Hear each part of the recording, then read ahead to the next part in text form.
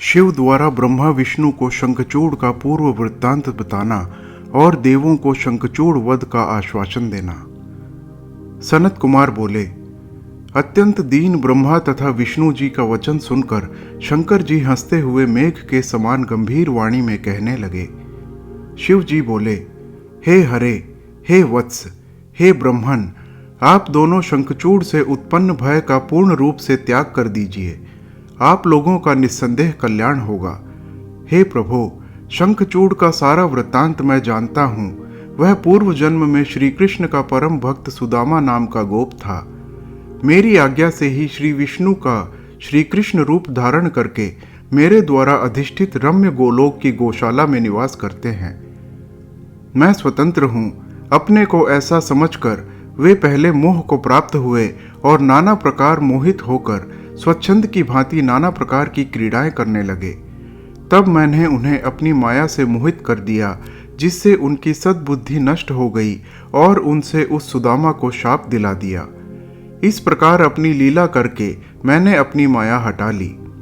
तब मोह से मुक्त हो जाने के कारण वे ज्ञान युक्त तथा सद्बुद्धि युक्त हो गए।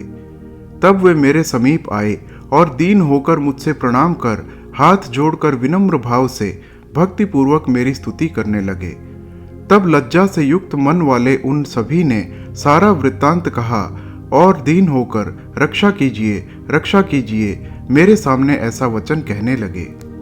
तब उनसे संतुष्ट होकर मैंने यह वचन कहा, हे कृष्ण, आप सभी मेरी आज्ञा से भय का त्याग कर दीजिए। मैं आप लोगों का सदा रक्षक हूँ। मेरे प्रसन्न रहने से आप लोगों का कल्याण होगा। यह सब मेरी इच्छा से हुआ है, इसमें संदेह नहीं है। आप इन राधा एवं पार्षद के साथ अपने स्थान को जाइए। यह सुदामा इस प्रकार भारतवर्ष में दानव के रूप में जन्म लेगा, इसमें संदेह नहीं है। समय आने पर मैं आप दोनों को शाप का उद्धार करूंगा। तब बुद्धिमान श्री कृष्ण मेरे वचन को शिरोधार्य करके राधा के साथ बड़ी प्रसन्नता से अपने स्थान को चले गए और वे दोनों ही भयपूर्वक मेरी आराधना करते हुए वहां निवास करने लगे। उस समय उन्हें ज्ञान हुआ कि यह सारा जगत मेरे अधीन है और मैं श्री कृष्ण सर्वथा पराधीन हूँ। वह सुदामा राधा के शाप से शंखचूड़ नामक दानवेंद्र हुआ, जो धर्म में निपुण होकर भी देवद्रोही है, और वह दुर्बुद्धि अपने बल से सभी देवगणों को सदा पीड़ा पहुंचा रहा है। मेरी माया से मोहित होने के कारण उसे दुष्ट मंत्रियों की सहायता भी प्राप्त हो रही है।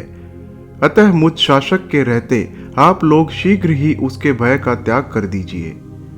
सनत कुमार बोले, हे मुने, अभी जब शिव जी ब्रह्मा एवं विष्णु के सामने इस प्रकार की कथा कह ही रहे थे कि इतने में जो अन्य घटना घटी उसे आप सुनिए। उसी समय श्री कृष्ण, राधिका, अन्य पार्षद एवं गोपों के साथ प्रभु शंकर को अनुकूल करने के लिए वहां आ गए। वे सद्भक्ति पूर्वक शंकर जी को प्रणाम करके विष्णु से आदर पूर्वक मिलकर ब्रह्मा की सलाह मानकर शिव की आज्ञा से प्रेम पूर्वक उनके समीप बैठ गए। इसके बाद शिव जी को पुनः प्रणाम कर मोह निर्मुक्त श्री कृष्ण शिव तत्व को जानकर हाथ जोड़े हुए उनकी स्तुति करने लगे। श्री कृष्ण बोले, हे देवदेव, हे महादेव, हे परब्रह्म, हे सत्पुरुषों की गति, हे परमेश्वर, मेरा अपराध क्षमा कीजिए और मेरे ऊपर प्रसन्न होइए। हे शर्व, सब कुछ आपसे ही उत्पन्न होता है और हे महेश्वर, सब कुछ आप में ही स्थित है। हे सर्वाधीश, सब कुछ आप ही हैं, अतः हे परमेश्वर, आप प्रसन्न होइए। आप ही साक्षात परम ज्योति, सर्वव्यापी एवं सनातन हैं। हे गौरीश, आपके नाथ होने से हम सभी सनात हैं। मोह में पड़ा हुआ मैं अपने को सर्वोपरि मानकर विहार करता रहा, जिसका फल मुझे यह मिला कि मैं शापग्रस्त हो गया। और हे स्वामिन, जो सुदामा नामक मेरा श्रेष्ठ पार्षद है, वह राधा के शाप से दानवी योनि को प्राप्त हो गया है। हे दुर्गेश, हे परमेश्वर, आप हम लोगों का उद्धार कीजिए और प्रसन्न हो जाइए। शाप से उद्धार कीजिए और हम शरणागतों की रक्षा कीजिए।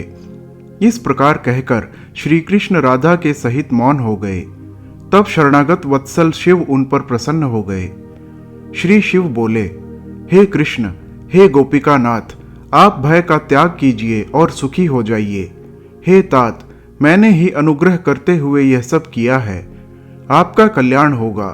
अब आप अपने उत्तम स्थान को जाइए और सावधानी पूर्वक अपने अधिकार का पालन कीजिए। मुझको परात्पर जानकर इच्छानुसार विहार कीजिए और निर्भय होकर राधा तथा पार्षदों के साथ अपना कार्य कीजिए। उत्तम वराह कल्प में युवती राधा के साथ शाप का फल भोग कर वह पुनः अपने लोक को प्राप्त करेगा। हे कृष्ण, आपका अत्यंत प्रिय पार्षद जो सुदामा था, वही इस समय दानवी योनि में जन्म ग्रहण करके सारे जगत को क्लेश दे रहा है। यह शंखचूड़ नामक दानव राधा के शाप के प्रभाव से ही देव शत्रु, दैत्यों का पक्ष लेने वाला और देवताओं से द्रोह करने वाला हो गया है। उसने इंद्र सहित सभी देवताओं को पीड़ा देकर निकाल दिया है, जिससे वे देवता अधिकार विहीन एवं व्याकुल होकर दसों दिशाओं में भटक रहे हैं।